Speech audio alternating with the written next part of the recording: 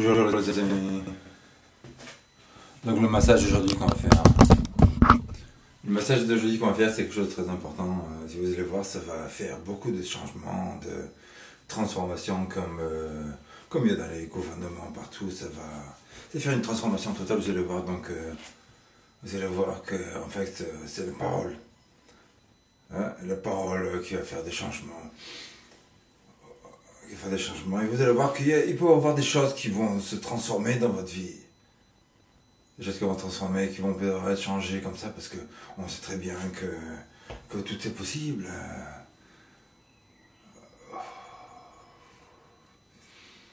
Tout est possible. Donc pourquoi les gens ils font des trucs différents, hein? Ils font un peu n'importe quoi.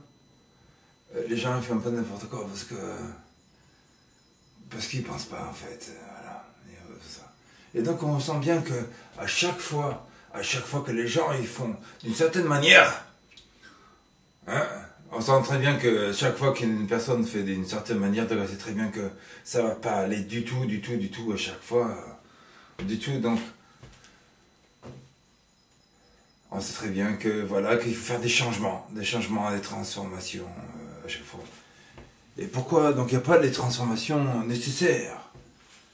Pourquoi il n'y a pas de transformation nécessaire? Parce qu'il doit y avoir des changements, des transformations à chaque fois. Voilà. Je vais faire un exemple. En fait, j'étais dans le métro aujourd'hui.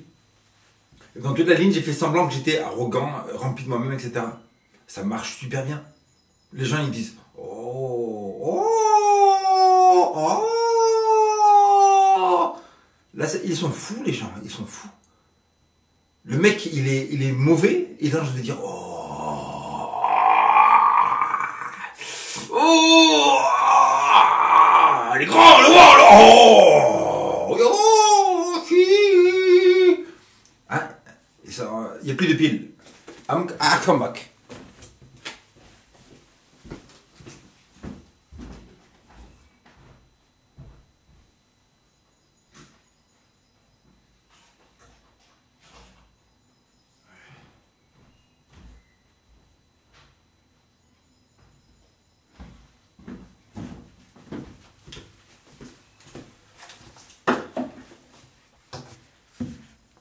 Il y a trois choses faciles à faire. Hein. C'est il faut faire que tu es rempli de toi-même, rempli de soi.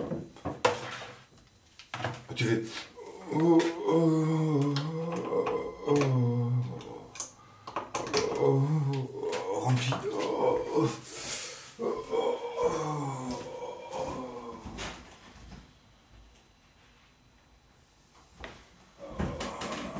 Je suis rempli de moi.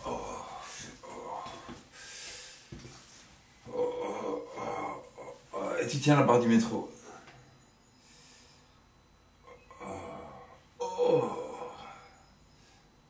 Il va faire sérieux en même temps. Tu es très sérieux. Tu es une personne sérieuse. Hein. C'est ça. Très très important. Mais si tu n'es pas sérieux, tu n'es pas bien dans la société du tout. Tu n'es pas bien du tout. Hein. Tu es une personne sérieuse. Si tu es une personne sérieuse, tu es respectable. Hein. Que tu sois menteur, voleur, arrogant, égoïste, violent, etc., c'est pas grave du tout. Tu es une personne sérieuse. Hein. C'est vraiment... Tu es une personne sérieuse. Tu fais le sérieux.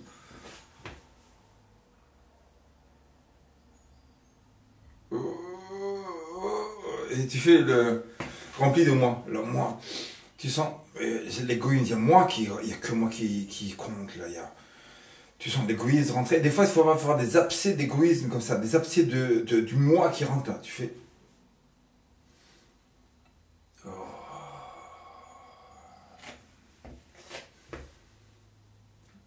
C'est dans le métro. Le métro, il est comme ça.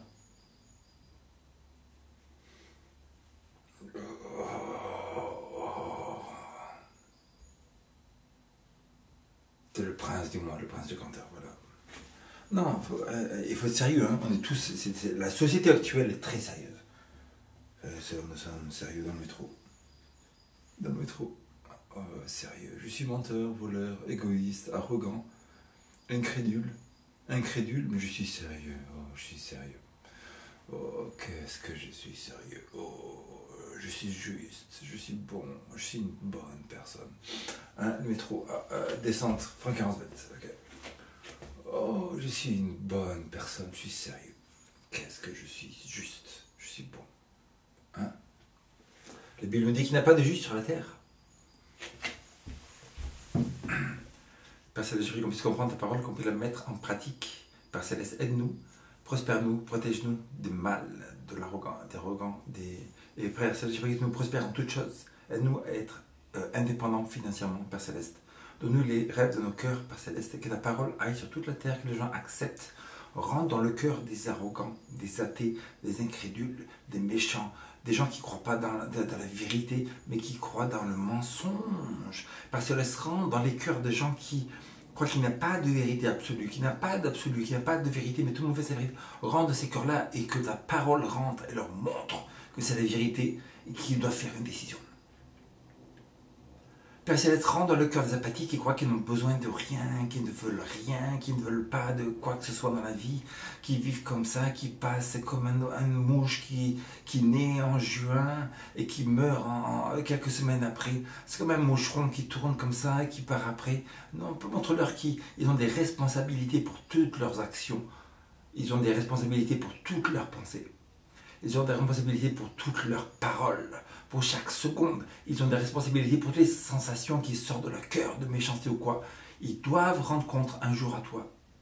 Et qu'ils savent, Père Céleste, que s'ils ne te demandent pas pardon, s'ils ne font pas la paix avec toi, la mort s'en suivra éternelle. Qu'ils le savent, qu'ils sachent, Père Céleste. Que ta parole aille dans le cœur de l'athéisme, dans la France, l'Allemagne, l'Angleterre, les pays très, très, très athées. Là, tu rentres dans le cœur, Père Céleste, et tu nettoies les cœurs, tu touches les cœurs qui se rendent compte qu'enfin le Seigneur, il y a une vérité absolue qui court un danger extrême de mort, et qui se réveille, qui bougent les yeux, ces Père Céleste, qui sachent qu'ils vont souffrir de cette dernière plaie si ça ne bouge pas. Réveillez! Père Céleste, au nom de Jésus. Amen.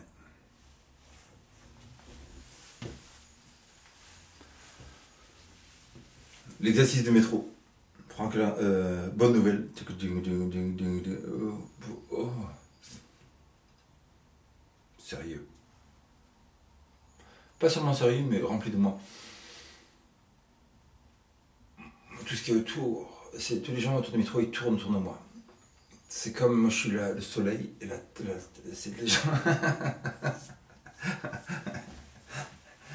C'est que moi je suis le soleil. Je rentre et tout le. Ils sortent du métro, ils rentrent. C'est comme les galaxies qui tournent autour de moi. Toute la journée, du matin au soir. Je rentre dans le métro. Moi je suis le soleil comme ça. Je suis le soleil. Et regarde les galaxies qui tournent autour de moi, qui partent, ils sortent, ils rentrent.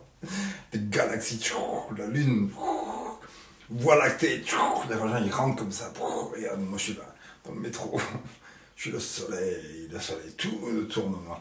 Regarde les gens ils rentrent autour de moi, chez moi.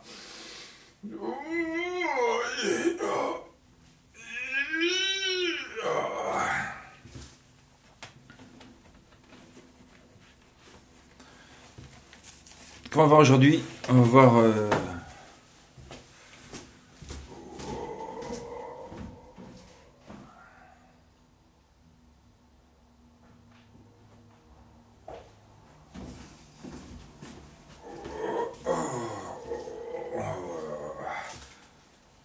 On a vu la création de l'évolution.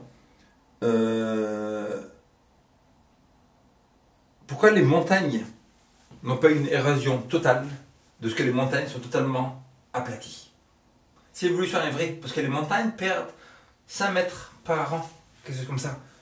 Tu perds 5 mètres par an, 5 mètres, 5 mètres, 5 mètres, 5 mètres, 5 mètres, 5 mètres, 5 mètres, 5 mètres, 5 mètres. Tu multiplies par des millions d'années, la montagne elle est... il n'y a plus rien. Si l'évolution est vraie, si une million d'années est vraie, pourquoi y a-t-il toujours de montagnes? Pourquoi la Terre n'est pas totalement aplatie? Parce qu'il n'y aurait plus de montagnes d'après l'évolution, parce qu'elle perd 5 mètres par an, comme ça.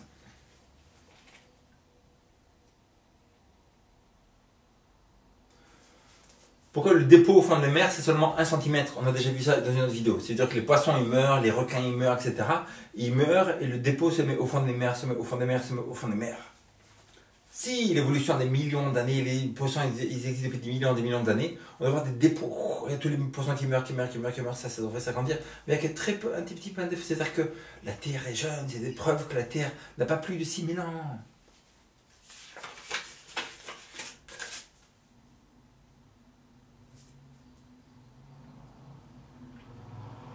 Et comment peut-on vivre sans les organes du corps? On a une machine. On a un téléphone, par exemple. Le téléphone peut marcher sans ça. Est-ce que le téléphone peut marcher sans la batterie? Non. Est-ce que le téléphone peut marcher sans le clavier? Non. Est-ce que le téléphone peut marcher sans les composants électroniques à l'intérieur? Non. Est-ce que le téléphone peut marcher sans le bouton appeler? Appel? Le bouton peut pas marcher.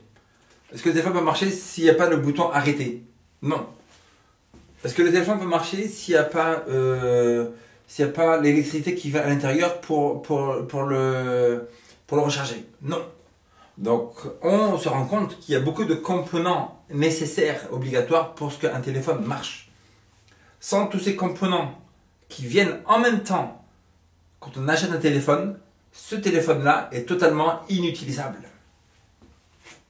N'est-ce pas?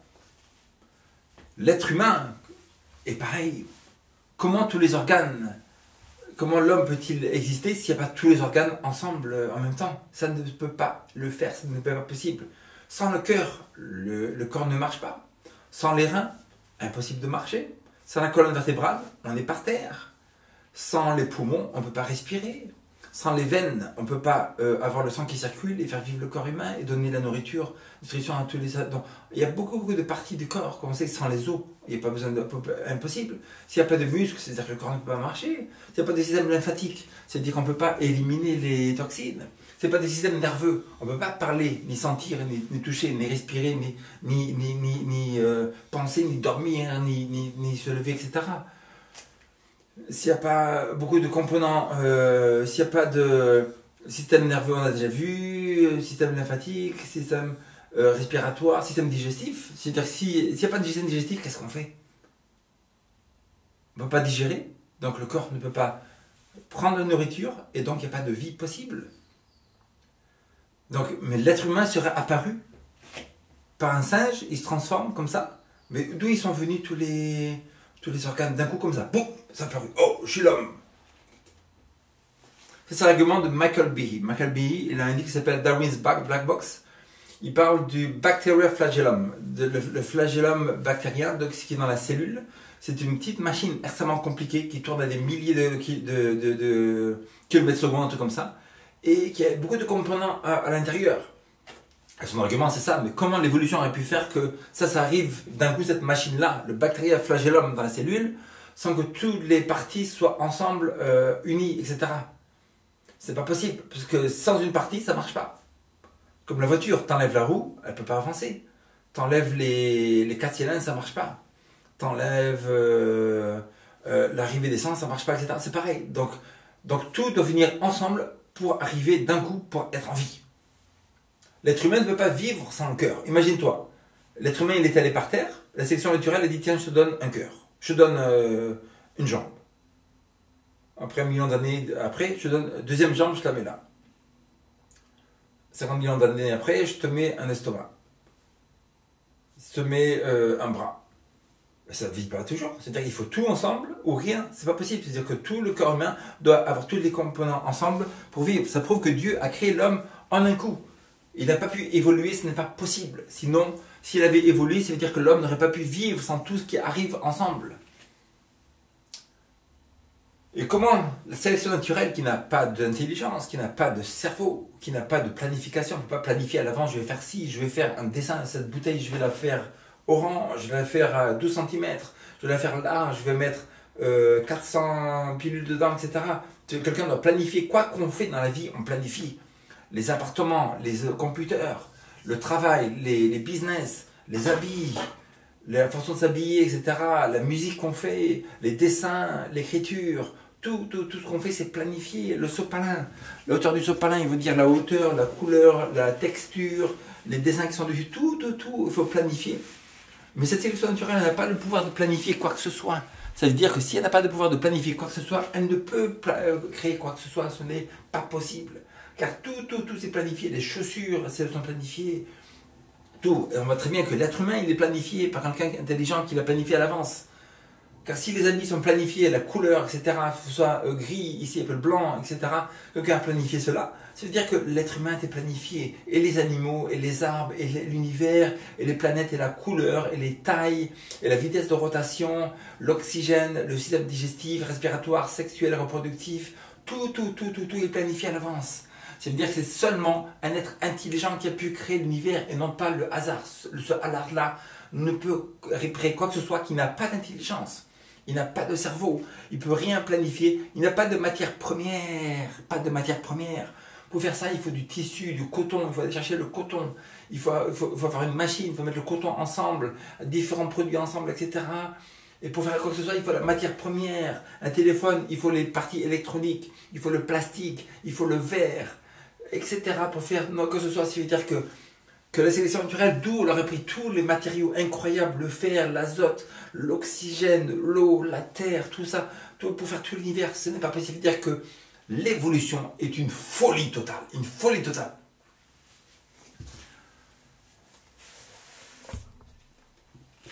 Maintenant, on va passer à un autre sujet. Nous sommes en Israël. Ninive est une ville grande à l'extrême. Imaginez-vous, on marche dans une ville pendant une journée et on n'arrive pas de l'autre côté. À Paris, vous marchez de Vincennes, vous commencez à marcher. Vous arrivez à Nation, vous arrivez à Place d'Italie, vous arrivez au Louvre, vous arrivez dans le 15e, 16e, hop, vous êtes arrivé de l'autre côté de Paris en 1h30 à peu près. Une heure. La Bible nous dit dans le livre de Jonas que Ninive était une ville tellement grande qu'il y a 3 jours de marche. Un jour entier on marche. L'autre jour, on s'élève, on se marche toute la journée, on n'arrive pas de l'autre côté de la ville. Troisième jour, on marche toute la journée, on n'arrive pas à côté de la ville. Il y a des gens qui peuvent dire, mais comment c'est possible qu'une ville soit tellement grande comme ça? Ça n'existe pas. Oui, il y a les restes de Ninive. Moi, j'ai habité à Mexico City. Mexico City, il y a une rue, Insurgentes, la plus grande rue, c'est 40 km. Une rue du même ville de Mexico. Le Champs-Élysées, ça fait combien? Le Champs-Élysées, ça doit faire 1,5 km, un truc comme ça. Si tu prends de l'autre côté, la Grande Arche, ça fait 2 km peut-être. Mexico City, la rue Insurgentes, elle fait 40 km. La même rue, elle ne bouge pas. 40 km. Dans la même ville. Et c'est rien du tout comparé à Ninive. Ninive, c'est 3 jours de marche. Peut-être la même rue, il faisait 120 km. Et cette ville Ninive-là, elle était mauvaise, à l'extrême. Mais Dieu savait que dans cette ville, les gens faisaient le mal parce qu'ils voulaient suivre la multitude. Ils voulaient faire comme les autres. Pas parce qu'ils aimaient le mal. C'est comme aujourd'hui, il y a beaucoup de gens qui écoutent le rap. Vas-y, rap. Demain, le rap, il n'existe plus. Les gens disent, voilà, le rap, c'était nul. J'aurais foutu du rap, moi. Ouais, mais plus personne qui écoute le rap. J'écoutais ça, mais c'est pour rigoler de ça. Parce que les gens, ils écoutent, parce que tout le monde le fait.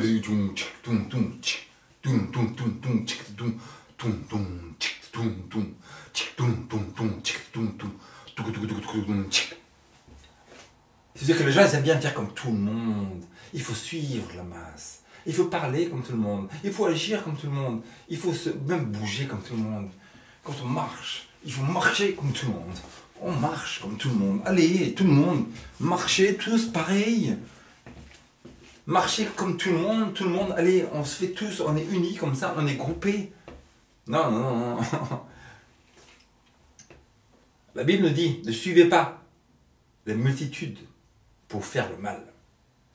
Do not follow a multitude to do evil. For the way of transgressors is hard. Parce que le chemin des transgresseurs, des voleurs, des menteurs, des arrogants, etc., il est difficile. Les gens, ils sont heureux. On va dans la rue, ils ne sont pas heureux. Parce que le chemin des transgresseurs est difficile.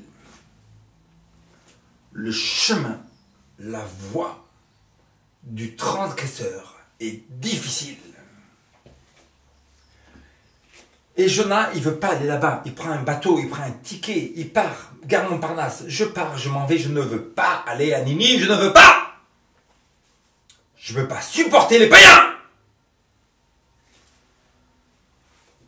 C'est un peu comme Dieu dit Marine Le Pen, va en Arabie Saoudite. Oh, l'Arabie Saoudite.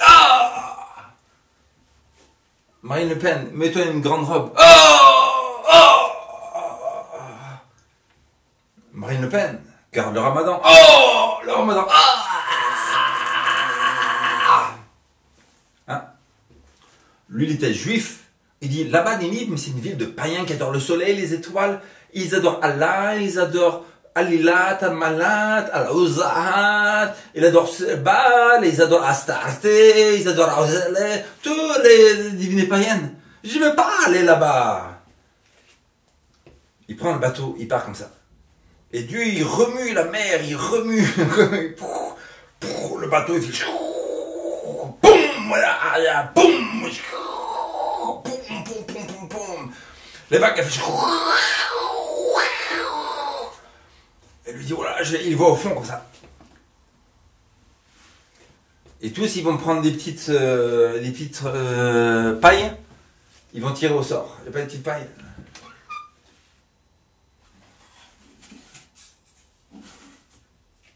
Ils font ça. Ça, c'est Jean-Marc. Ça, c'est Pierre. Et ça, c'est Jonas. On va tirer au sort de ce malheur qui nous vient. C'est de qui? Paul, Jean-Pierre, Jonas, Paul, Jean-Pierre, Jonas. On va le faire 3 fois. Paul, Jean-Pierre, Jonas. Le sort, il tombe sur Jonas. Mais toi, au fond, t'es qui? Tu viens d'où? Oh, moi, je suis le serviteur du vrai Dieu. Tu es le serviteur du vrai Dieu? Et tu fais quoi? Je me suis échappé, je suis en train de désobéir à mon Dieu. Et c'est pourquoi que tout ça s'arrive. C'est à cause de toi. Qu'est-ce qu'on va faire pour arrêter cette tempête? Boum, ya, boum, boum, boum, boum, boum, arrêtez la tempête. Jetez-moi à travers bord. Avant de jeter Jonas, ils disent, Dieu ne met pas ce péché sur nous de cet homme innocent. Et allez, 1, et 2, et Jonas! Le Dieu fait le poisson qui vient. Oh! Et le poisson, il marche, il est sur la plage, le poisson, le poisson sur la plage, et Jonas est plein de sacs de vomi, et tout, et sur la plage, et il retourne à Ninive.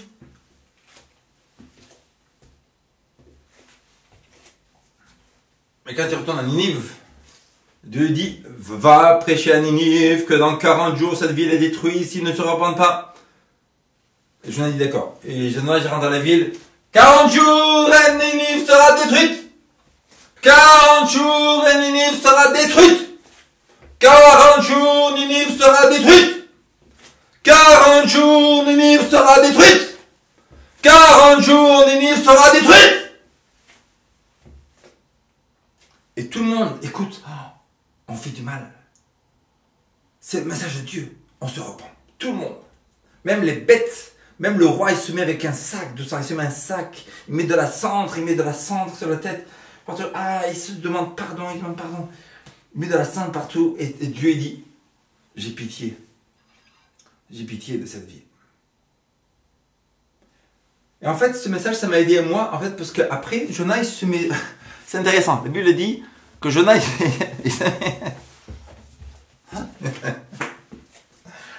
imagine, tu prêches dans une ville pour la destruction, et après tu vas vite, tu cours chez toi.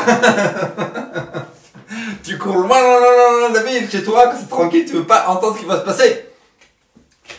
Mais là, Jonas, il est pervers. Jonas, il se met juste devant la ville comme ça. Il se met un truc comme ça, il regarde, il regarde pour voir ce qui va arriver, ce qui va passer dans la ville. Écrit dans Daniel, Osée, Joël, Amos, Abias, Jonas. Parce qu'au fond, pourquoi il fait ça? Au fond, il veut dire, tiens, vas-y, ils vont me prendre cela. D'un côté, c'est vrai, on veut la justice. Jésus il a dit que ceux qui ont soif de justice, bénis sont ceux qui ont soif de justice. De justice qui a fait le mal, on veut que celui qui fait le mal reçoive la punition. On veut ça, et c'est normal, c'est naturel. Proclame-y la publication que je t'ordonne.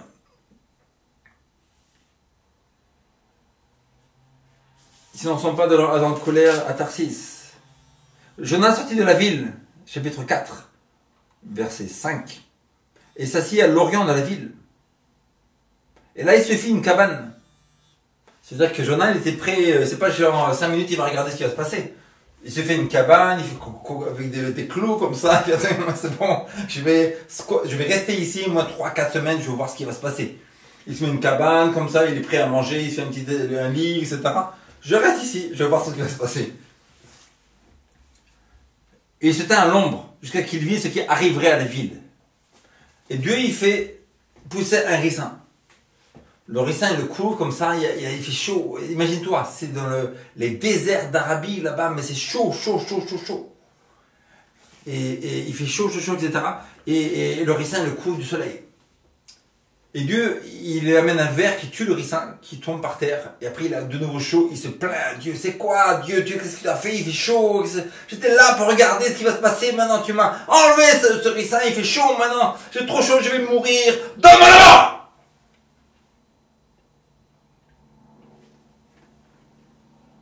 Et Dieu dit, Jésus dit, tu as pitié du ricin qui ne t'a coûté aucune peine et que tu n'as pas fait croître, qui est né dans une nuit et qui a péri dans une nuit.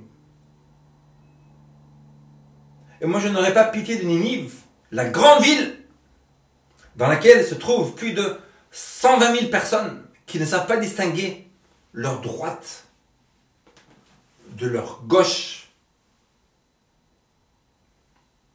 et des animaux en grand nombre. Dieu se soucie des animaux aussi. Donc là, ce qui va passer, c'est que Dieu a dit, moi je fais pousser ce ricin, etc. Mais il y a des humains qui sont dedans, 100 000 personnes qui peuvent mourir, et que par ta parole, ils peuvent tous se repentir. Ce qui s'est passé, c'est le ricin. Voilà. Le ricin, j'ai dit ça parce que moi j'ai regardé sur internet ce que c'est ricin. Ricin, c'est super, hein. Voilà. Je l'avais depuis longtemps ici. Ah, faut tomber. L'huile de ricin, c'est super pour plein de choses. Pour nettoyer l'estomac. Donc c'est intéressant que Dieu va faire pousser cette plante. Mais la plupart des plantes ont des choses incroyables. Vous devez étudier. Pratiquement toutes les maladies qui existent sur Terre sont guéries par des plantes, par des vitamines, des minéraux. Toutes les maladies qui existent. Ça, c'est pour les cheveux, pour les yeux. Vous avez les yeux secs. Regardez, c'est une vidéo. Un mec, il est allé jusqu'au Japon. Il est allé jusqu'en Indonésie pour voir tous les docteurs possibles parce que les yeux, c'est tellement sec qu'il avait mal aux yeux, il n'arrivait pas à voir, etc. Il a pris tous les médicaments possibles. Il a vu tous les docteurs. Il a pris les avions jusqu'au Japon, que j'ai dit, Indonésie, etc. Et il n'arrive pas à trouver. Et après, il est arrivé sur Internet. Il a trouvé, mettez de l'huile de ricin. Tu mets de l'huile de ricin sur les yeux. Sur les gens qui font beaucoup d'Internet. Et c'est super pour les yeux. Ça enlève les rides. Ça enlève le point, etc. Ça enlève le point noir. Super pour les cheveux. Pour les cheveux, ils poussent 3 fois plus vite grâce au ricin. Tu veux nettoyer l'estomac, etc. Il faut prendre du ricin tous les jours, 1 ou 2 cuillères, ça te nettoie l'estomac, il y a plein d'autres. C'est incroyable. C'est-à-dire que Dieu, il a poussé cette plante-là qui est jolie, qui couvre du soleil, mais qui guérit beaucoup de maladies aussi. C'est incroyable. Et maintenant, ce qui se passe, c'est que Ellen G. White nous dit dans les prophéties que Ninive, en fait, quelques temps après, ils sont retombés dans la fierté. Et Dieu a dû envoyer Malheureusement, peu de temps après cet événement, Ninive devint la proie des nations voisines. Pourquoi? Car elle avait oublié Dieu, l'Éternel. 1. Numéro 2, elle s'était laissée aller à l'orgueil. Elle s'était laissée aller à l'orgueil. Franklin Roosevelt.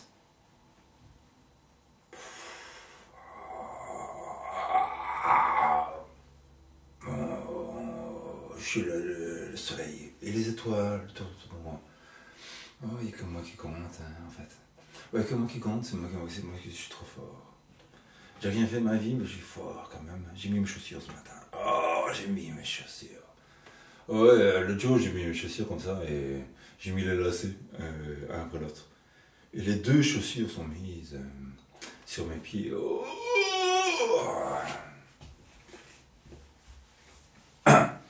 Ça se trouve dans Ninive, la grande ville, page 207. Elle avait oublié Dieu. Elle s'était laissée aller à l'orgueil. Moi je peux, moi je fais ça, moi je suis bon, moi je suis pur, moi je sais faire ça, moi j'ai de l'argent, moi j'ai ça, moi j'ai des amis, moi je sais faire, moi j'ai de l'intelligence, moi j'ai de la mémoire, moi j'ai de la connaissance, moi je peux, moi je fais ça, moi j'habite à Paris, moi j'ai 2 chambres, moi j'ai des habits, moi j'ai un Nintendo, moi j'ai la connaissance sur internet, moi je sais faire ça, moi j'ai des employés, moi j'ai moi.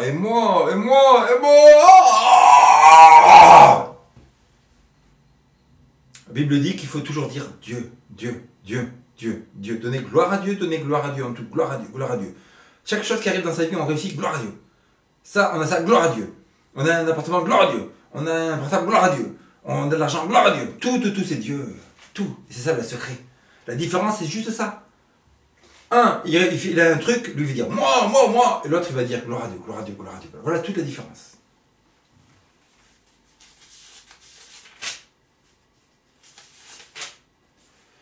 L'augmentation constante et obstinée de la méchanceté attirera promptement et inévitablement sur les habitants des villes un châtiment presque universel.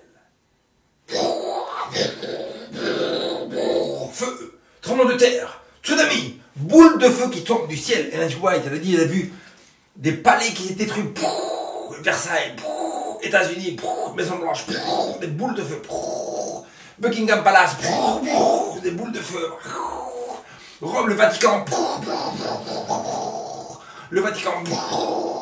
tremblement de terre, le Vatican, des vagues, Vatican.